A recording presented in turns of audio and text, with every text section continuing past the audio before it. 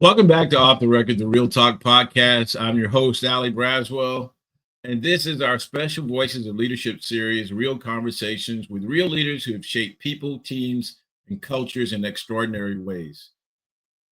Today's episode is the Voice of Innovation, and I'm honored to welcome a leader whose influence and impact reaches out across the entire Army. Joining us today is General Retired Gary M. Brito, and he has been responsible for the modernization of our forces. He has been responsible for the development of our talent and the well-being of soldiers. And now, in his first 32 days of being a part of this world called the civilian world or the retired world, I'm happy to welcome him here because, folks, if it's 6 o'clock on a Wednesday, it's time for Off the Record, the Real Talk podcast. Please join me in welcoming General Gary Brito. Hey, thank you, sir. Hey, thanks, Allie, and thanks for the opportunity. I guess it has been about 32 days now, a little more with some transition leave, but changing the look a tad bit. But thank you so much for this opportunity to talk about a very important topic, just transformation, taking care of soldiers, taking care of civilians and others and families. And couldn't be more happy to be here today. Thank you. Excited to have you too. So thank you for joining me. It's a privilege to have you here in such a short period of time after having left. But folks, I want to just take us back just for a minute. I've had the privilege of serving as a civilian aide to the Secretary of the Army Emeritus, but during that entire journey, my paths have crossed with General Brito. In fact, our first time that we came together was at the celebration of the opening of a facility for Sergeant Alwyn Cash. So, sir, let me take and give you a few minutes. Please talk a little bit about, even from that frame of reference, but your great Army career. Give us just a little bit of background on who Gary Brito is, General, United States Army, retired. Well, thanks, Allie. Well, first of all, was proud to be a soldier for 38 years and 7 months, and a little longer than I thought, but just the path it laid out. Also a husband. My wife has been with me the entire time. We actually met in college. And a dad. I have 2 sons. One's an Army civilian serving down south of here, and one's an active duty captain serving in the 25th Infantry Division. So still has some skin in the game besides the military, and obviously looking towards the next chapter as well. An ROTC grad, as mentioned, had a variety of assignments, no different than anybody, and had a very blessed, fortunate 38-year career, culminating as the last commander of the United States Army Training and Doctrine Command, and gave command up about a month and a half ago.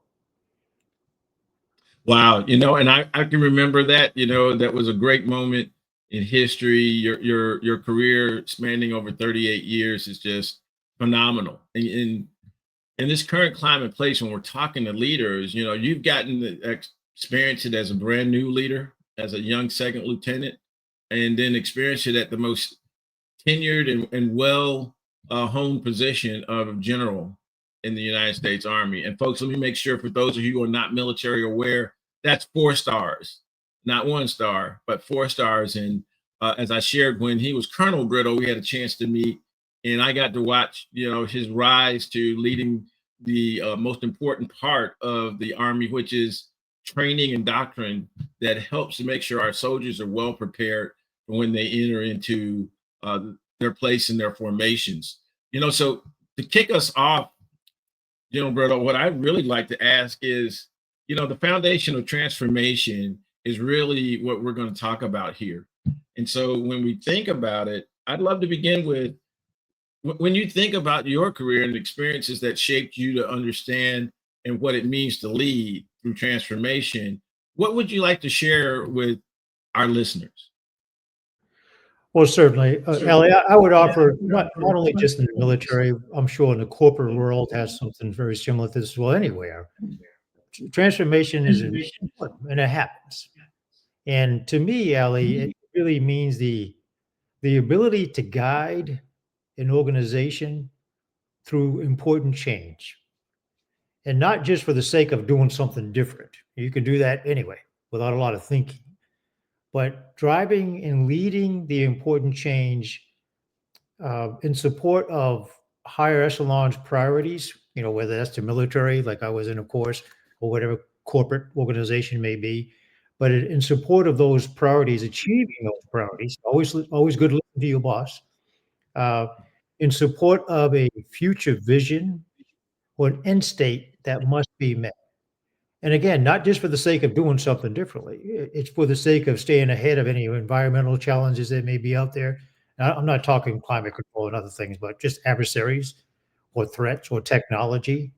And leading through transformation can be very challenging, but yet very rewarding. And I would offer, Ellie, and this is just a personal thought, it's not the time to have any ego. You never should.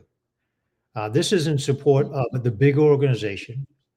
This is an opportunity for the leader to help get the very best out of the people that he or she serves with. That's important as well. Establish objectives that must be met. So leading through transformation can be a challenge, but it is necessary. And if I may, Allie, I mentioned I just came out of the U.S. Army Training Doctor Command. I was the last CG. And I bring it up because we had activated the command as well at the end of September in support of modernization of the military, modernization of the Army. It wasn't the only thing um, that was going on in transformation initiatives, all good stuff. That in itself took a lot of work in the Right. command. Luckily, had some good people to make it happen, but had to be nested and supported. I'm not saying had to be, wanted to be, to support my hire in this instance to achieve senior leader priorities, important priorities, and get the organization to it. And although those same people are part of this new organization, they'll continue to perform, and that's what the challenge and the job of leading through transformations is important. And that's just a personal thought as well. And I would offer for a senior leader, that's where you learn your money. You're going to earn your money there, and you should. If I can continue, I'm sorry. It might No, require, no, this is great. thank you. It might require, and likely will, establishing measurable objectives. It's important. Building cohesion or building upon cohesion that you already have. Some incremental changes to the organization. So the line and block chart might look like this now. It needs to look like this in 6 months, and a Right. road and a path to get there. The bigger organization, that has to be factored in. No egos here. And even though we have a lot of technology, rightly so, we're using it, leveraging it, uh, machine learning, AI, computers, you name it. The people is still very important. So leveraging those personnel to be part of the change, that coalition that has to happen, is key. And it may require a relook at duty descriptions. It may require moving to new positions because this position is going away. It may require some upskilling. Quite frankly, it's going to, whether it's training in digital tools or AI or anything. It could take that as well. And I would offer that last condition doesn't apply to just the uniform services. Probably any corporation will have to go through this. So, uh, personal thought. I'll close on that. Actually, I could talk all day on it. The leading through transformation is a big deal, and it's something that the leader and those he or she leads in the team really have to put it all on the field and take it full force. Thanks. Well, I really love the way that you did that. And you have to understand, I'm going to do a lot of listening and I'm taking notes over here. But I hope people are taking notes out there and who are hearing this podcast. The whole focus of Off the Record is to have that conversation you wish you could be a part of, to learn from leaders like yourself. And what I really heard you say is that true leadership goes beyond the mission. It's about the people, the purpose, and the partnerships that you build. Uh, That's fair, Ellie, and you should keep your eye on the core mission. That has to happen concurrently with preparing for working through the transformation as well. So it is very important, and perhaps to take a little more personal because of some recent experiences. But you have to succeed, and that's what this is about. One of the things I think General Edmondson said in episode 2 of this series was take it personal, but don't take it personally. Being able to make sure that you're giving your best and preparing your team for the future.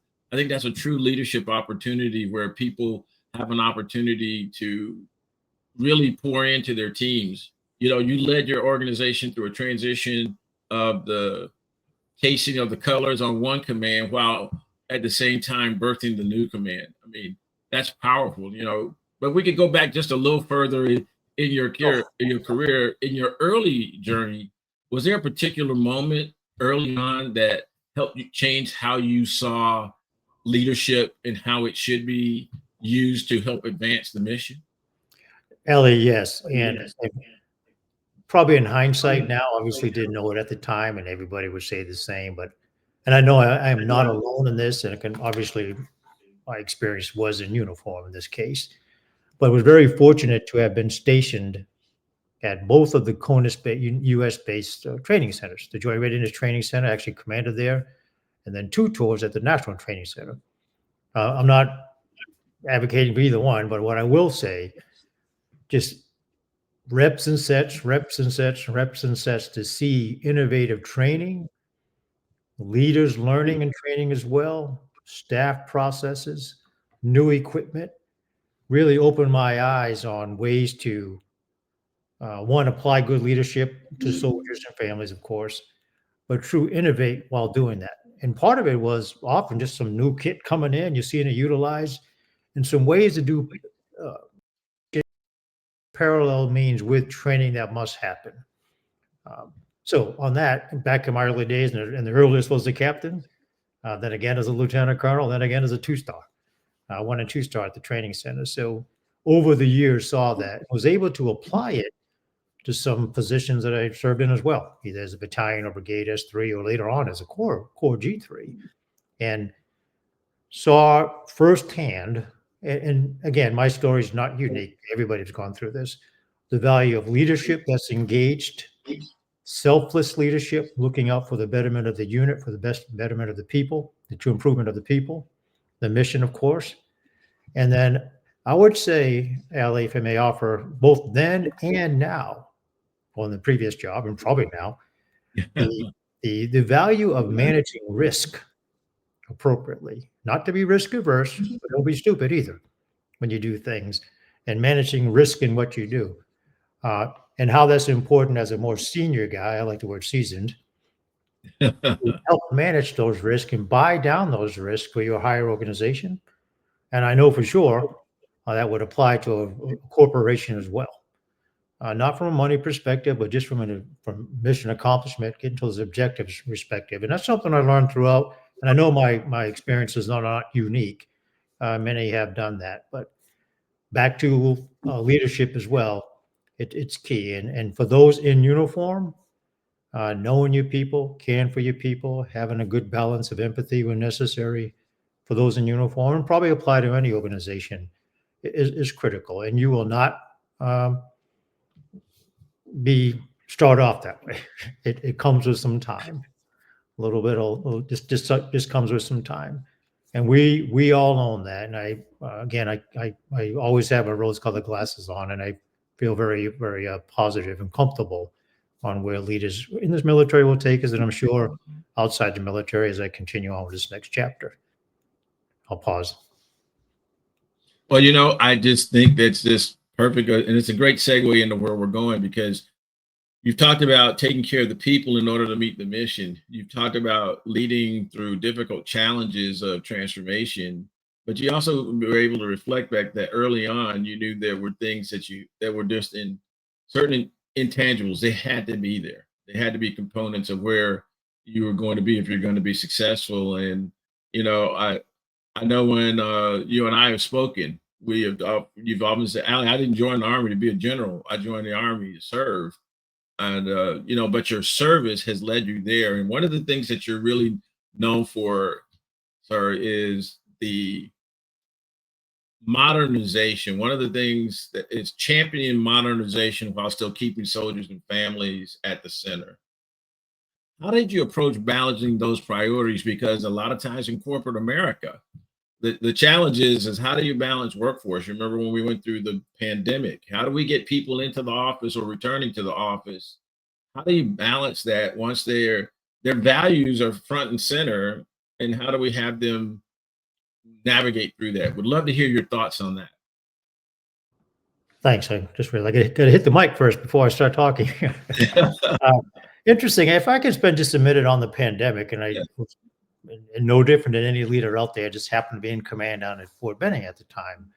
And what I did learn, Allie, and this kind of gets to your question a tad bit, gets to your question.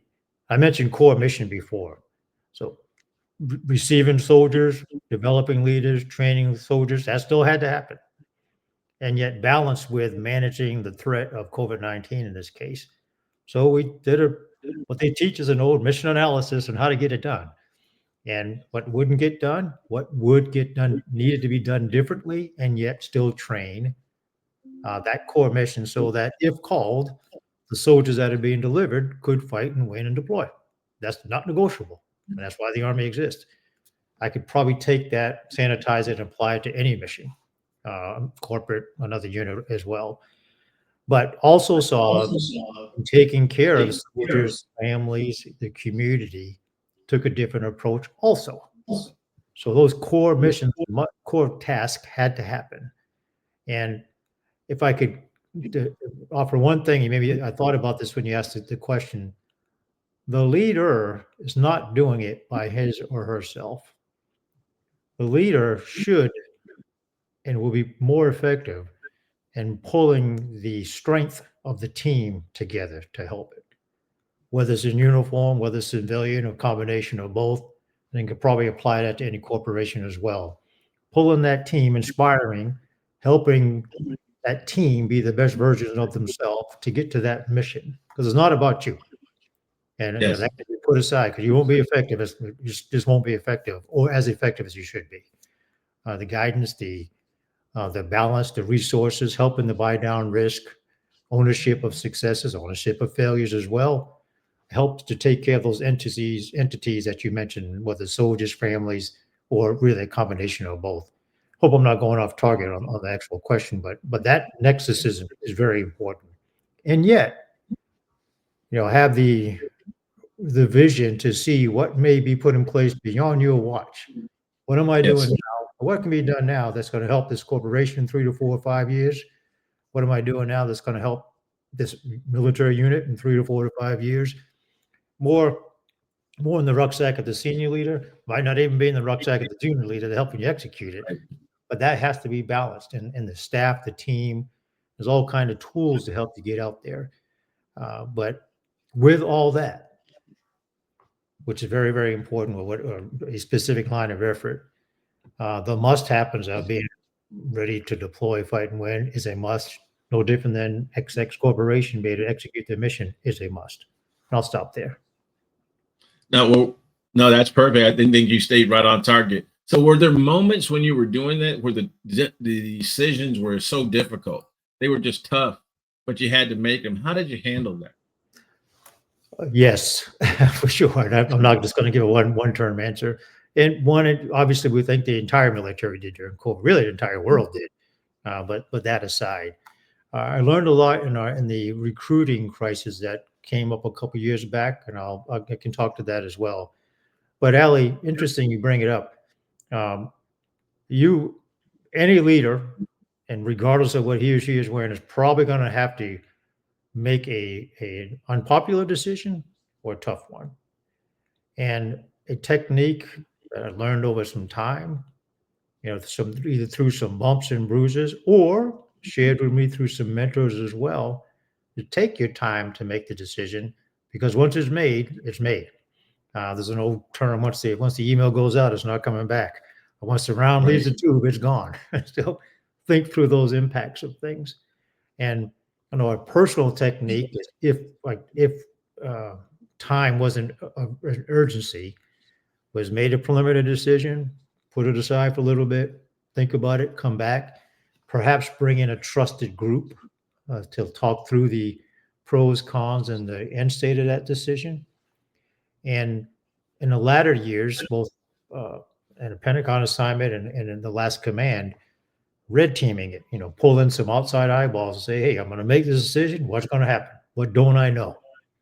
And hopefully, in the leader aspect of things, have created a climate where folks won't be afraid to tell you, I know you're getting ready to do this. Here are going to be the impacts, good, bad, and ugly.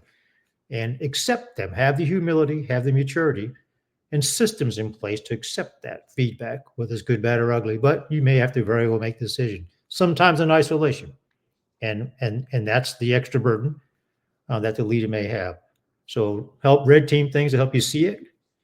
And I would offer on a personal perspective, not me personally, but the leader knowing his or herself on how they receive information, how they want to put it out, how you deal with it. It all helps to make sure that decision is executed and managing the risk that may come with it. And I'm sure that can be applied to any scenario, military, corporation, private business, what have you. But thinking through some things that way and then own it. And lastly, Allie, uh, a lesson I think anyone who served more than a couple of days, well, I shouldn't say that, a couple of decades learned over time, is underwrite the execution successes and share the successes, and underwrite some of the mistakes that may come with that decision because you made it, or I made it, or he or she made it. And that's important for the climate of the organization because these things are going to happen. Uh, Successes are going to happen, but you build upon them, and they all nest too and should support senior leader priorities, CEO priorities, CFO priorities, and others. And I'll pause there, but thank you for that. It's a really good topic.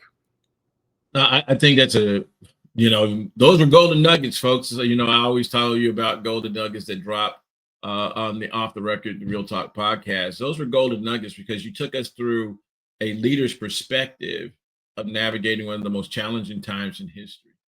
And I think one of the great things that you said, and was when the email goes out, the decision has already been made. And as a follow up, how do you make sure the communication uh, of that change of those decisions, how do you make sure that that flows through the organization?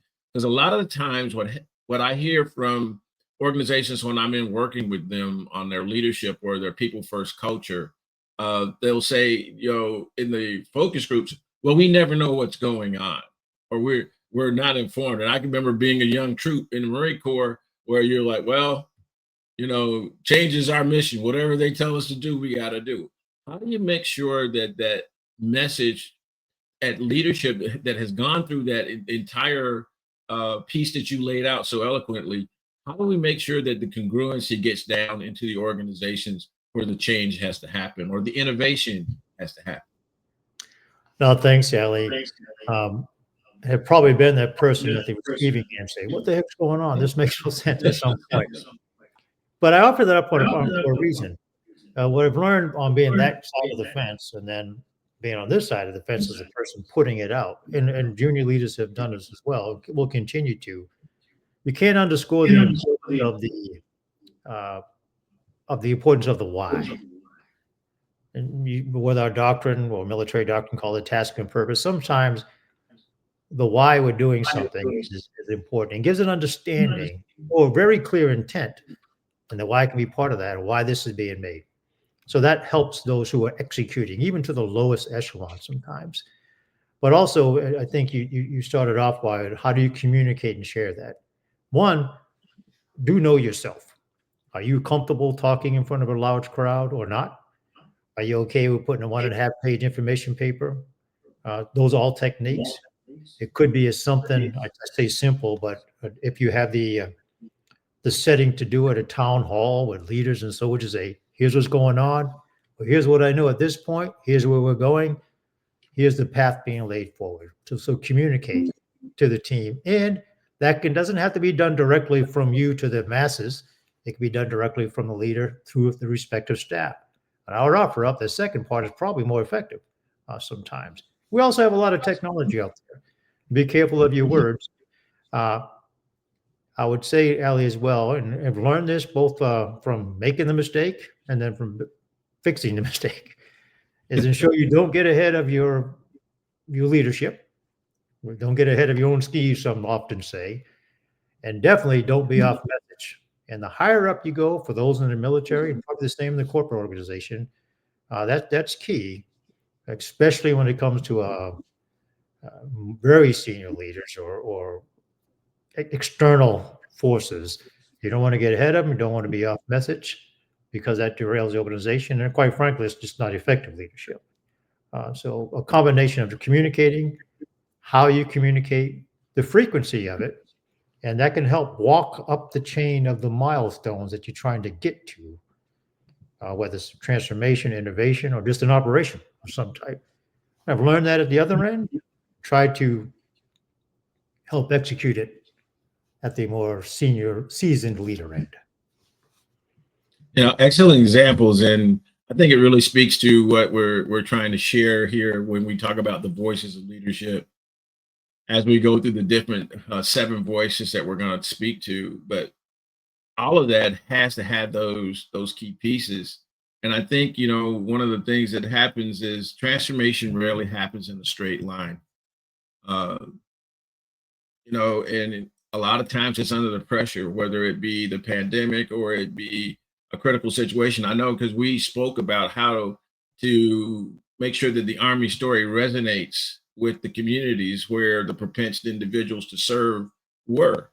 And can you share a moment when in your career leading that type of change, because you had to change the approach to how we shared the Army with the communities where these young people who were prepared to serve but may not have had a veteran in their midst or may not have had a connection to the United States Army.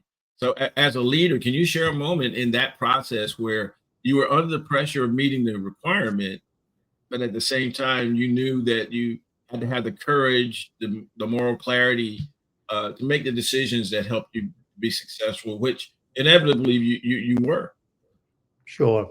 Well, thanks, Ellie. And again, I don't want to just focus on the last command, but in the last command is the best example to maybe get to that.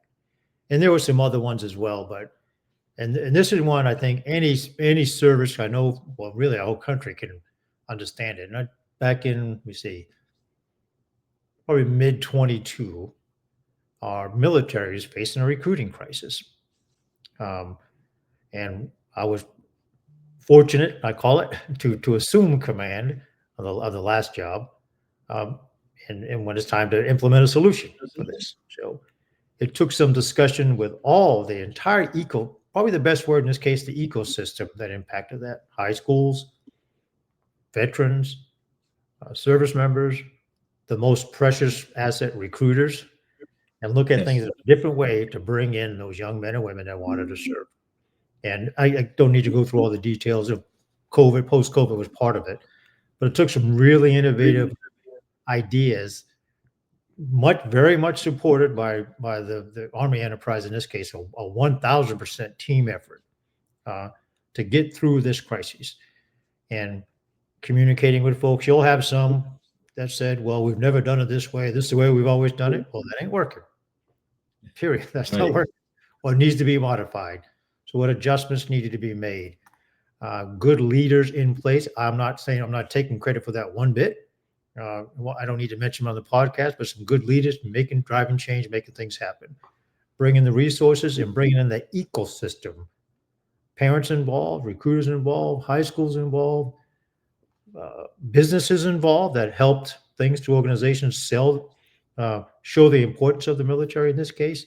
And I know that can probably be applied to many things, but it's just not doing that in isolation and having some measurable objectives to see if it's working. And you can see the progress. And to fast forward now, I guess it's been over 3 years. Um, all the services in the Army making their recruiting goals. That's just but one Yes. example. A previous one, 2, 3, well, 3, 4 assignments ago, 3 assignments ago, things have been done the same way for many, many years. And to adapt. In this case, was training. How do we need to train to meet the adversaries of today and later? Made some pretty drastic changes in the organization on how in this case was the operations group did things. It took about 8 months. Some Right. building of the coalition, doing some research, doing some rehearsals, making some mistakes and fixing it. And again, not focus on what's happening then. Where do we need to be in 5 years? Because technology is moving like that. Adversary skills are growing like that. This isn't overmatch. This is be much better. And I'm sure that could apply to anything. Thanks. You words are interchangeable here. I think whether you're talking the military mission of recruiting talent, or you're being at a corporation where you're the new leader, the new CEO, or the new line of business leader, and you've got to assess the talent you have and make sure that you can get the talent you need. And being able to come in and say, I can remember in a past opportunity, I joined a little company, might have some ears on it, down in Orlando, where I was brought in, and everyone on the staff was more senior in the environment, but we had to bring about change in order to move the organization forward. And I can remember thinking back and reflecting doing that. I'm the new guy, but there's change that's got to happen. And I think one of the things that I would love for you to share is what helped center you during the time that you had to go through those changes, whether it be the immediate past command or the one a few years ago. As a leader, how do we center ourselves to make sure that we make the decisions that we can stand by? As far as centering yourself, I want to give credit to two mentorship sessions I had. I won't need to mention the name. One of them was a peer that we did a lot of discussion on work-life balance, and he shared with me it's really work-life prioritization, because there will be times in any profession that it's selfish, you know, and so you had to pick, this is the priority this week or that week, and it help to balance things with a family that supports me, my wife that supports me, and those that you work with. So the work-life prioritization, this is towards the latter half of the career for sure. The light bulb came on and said, spot on. And then apply that to you. You know what's important for you. Like, I know I'm getting up in the morning, work out and drink coffee and watch CNN, whatever. Yeah, not advocating for that news channel, but anybody. Well, my point is, it's a battle rhythm to help provide that balance. And then always take some time to pass the mirror test before sending that decision out or executing things. And it doesn't have to be done alone. We all have a trusted, can make a smaller circle that can assist you, whether it's your military staff, an aide de camp if you have one, someone outside the organization as a whole can assist with this. So that helped to center and ground things. And then also tied to that, Allie, I would say uh, you may get recommendations that you disagree with, but if that's going to be the case, I think we have the ownership. The leader has the ownership to share why I see these things this way, and where I need to get there. So all that coalition is important, or the integration of the staff or the resources are important, and just share it, not in an apologetic way, but in an ownership way, because it's on you as a leader. And then I would offer, in this case, and I know Ali, you didn't ask this one directly, but for the person, the leader Yes. director, know your strengths and your weaknesses, and don't be so hard headed to not deal with them. If I'll use a personal one. If I know most of my energy is in the morning, mid afternoon, with that work. So leverage that. Or guys, I don't need 26-inch binders. I'm just a little information paper. Listen, I'd rather talk to you. So know your strengths and weaknesses as well. So the leader has to know that to make sure that not so much that he or she is most effective. That's important. But you are most effective for those that you're serving. And they're going to help the success of the team and allow you some clarity to make proper decisions and give proper guidance to advance the ball and meet those objectives. And that was learned over years, of course, but have seen the value in it in the last command, even before that, and giving clear, concise guidance, opportunity for growth and execution and adjustments. And you're amazed. I bring this back to the people. I'm cautious of the time.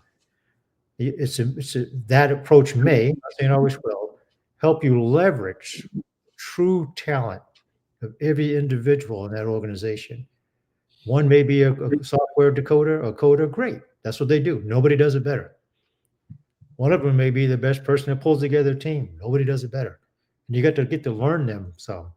And lastly, tied to that with the people, when it comes to transformation and innovation, a person may be in a job today that is going to be rescoped or might go away or something. So they may require some movement of their personnel, may require some upskilling. We went through a case where everybody had to get some data literacy training or they just become irrelevant. So that investment in the body, the people, is as important as the technology and other assets that may be part of the innovation. And that collective lens will help solidify, my words, transformation and innovation of any organization. And I'll stop there. I think you just, you set it up perfectly. It's almost like you were in my head when we were pulling this together. I think one of the things that's really powerful right now is, leadership skills matter. And that in this rapidly changing world, it's going to matter even more. And when you throw out two letters and people either have a fear or an embracing attitude toward it, and that's AI. You know, AI is here. And the challenge is how do we use it? I don't subscribe to the attitude of it's going to replace everything because it can't. It requires a human in order to. It's a tool. But whereas leaders, when we think about how to leverage those technologies, one of the things is that you said we're going to have to do some upskilling. We're going to have to do some changing in attitude and thought and how we deploy even that tool with our teams. As we think about looking forward, what would you share to leaders with the skills that'll matter most in our rapidly changing world? And what do you hope leaders continue to do or do differently in the years ahead? Sure. I know one of a certain age group had to embrace it myself was technology is there. And those in the organization, leveraging robotics and AI, machine learning, you name it, it's there. Heck, you can buy a car on your cell phone now. So accept the benefits of technology or different ways of doing things, you name it.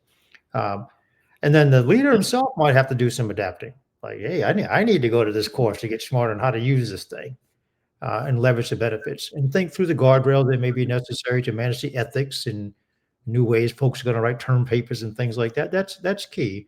But I think any of us would probably not be wise. I won't say anything more cruel than that, but would not be wise to understand the capabilities that are out there when it comes to technology, new ways of doing things, but yet that human would maybe the one that applies the judgment, maybe the one that applies the ethical guardrails that are necessary. I'm not speaking of AI in particular, any technology, or may apply how this fits into the objectives that the organization, the unit organization needs to achieve.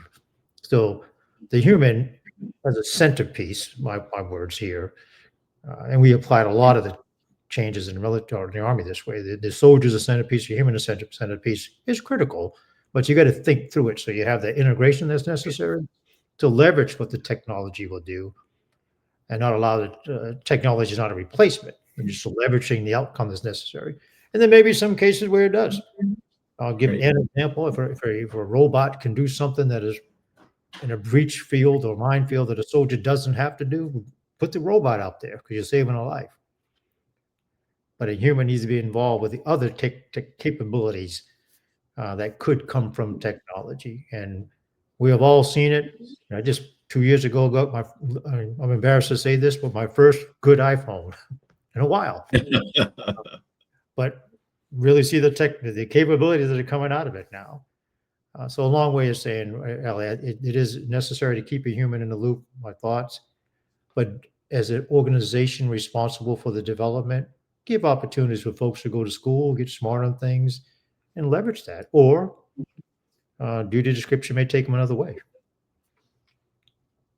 It's excellent. I mean, couldn't have said it any better. I appreciate you sharing that personal perspective as well.